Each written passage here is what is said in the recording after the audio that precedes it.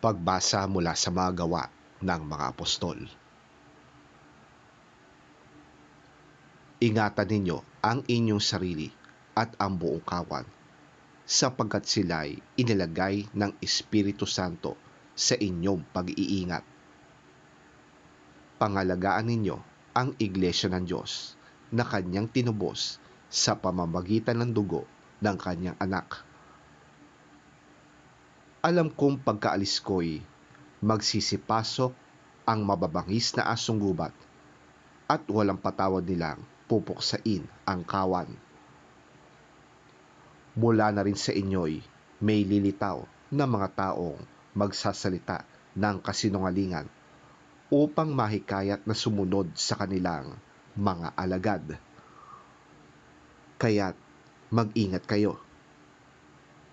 Alalahanin ninyong tinuruan ko kayo araw at gabi sa loob ng 3 taon at maraming luha ang pinuhunan ko.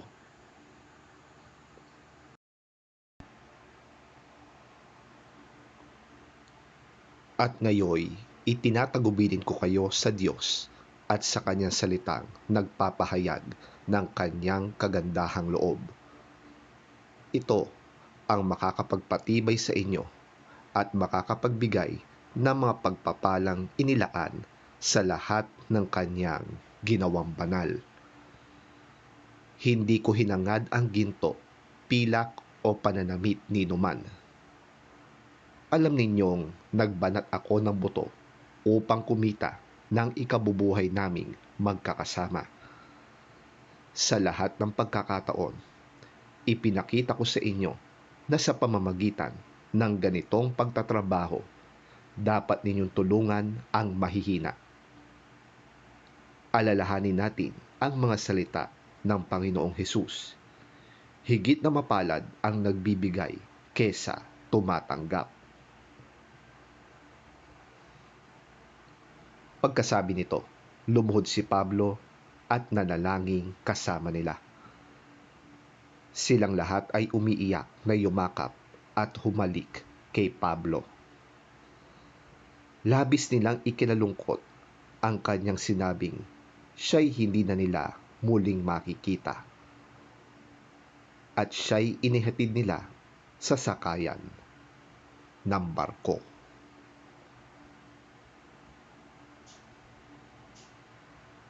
Ang salita ng Diyos.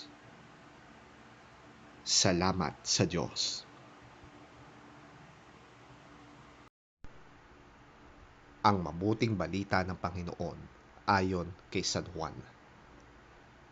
Papuri sa iyo, Panginoon.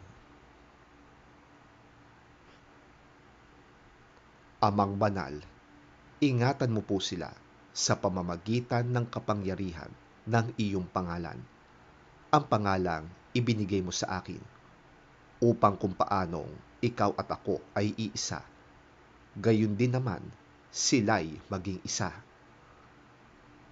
Habang kasama nila ako, iningatan ko sila sa pamamagitan ng kapangyarihan ng iyong pangalan. Ang pangalang ibinigay mo sa akin. Pinangalagaan ko sila at walang napahamak sa kanila, maliban sa taong humanap ng kanyang kapahamakan upang matupad ang kasulatan. Ngunit ngayon, ako'y papunta na sa iyo at sinasabi ko ito habang ako'y nasa sanlibutan pa upang mapuspos sila ng aking kagalakan.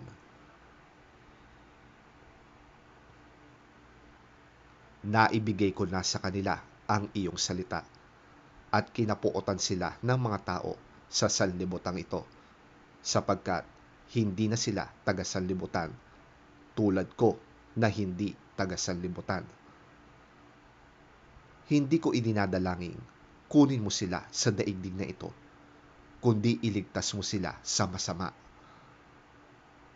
Hindi sila taga-sanlibutan, tulad ko na hindi rin taga-sanlibutan. Italaga mo sila sa pamamagitan ng katotohanan. Ang salita mo ang katotohanan. Kung paanong isinugo mo ako sa sanlibutan, gayon din naman isinusugo ko sila sa sanlibutan. At alang-alang sa kanila'y itinalaga ko sa iyo ang aking sarili upang maitalaga rin sila sa pamamagitan ng katotohanan.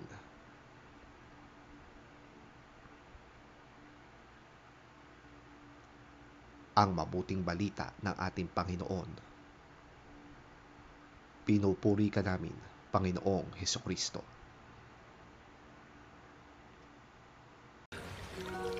Holy Father, keep them safe by the power of your name, the name you gave me, so that they may be one, just as you and I are one. While I was with them, I kept them safe by the power of your name, the name you gave me. I protected them, and not one of them was lost, except the man who was bound to be lost, so that the scripture might come true. And now I am coming to you, and I say these things in the world, so that they might have my joy in their hearts in all its fullness.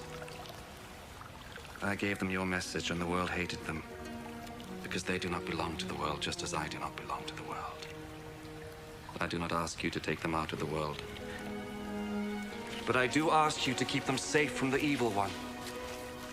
Just as I do not belong to the world, they do not belong to the world. Dedicate them to yourself by means of the truth. Your word is truth. I sent them into the world just as you sent me into the world. And for their sake, I dedicate myself to you in order that they, too, may be truly dedicated to you.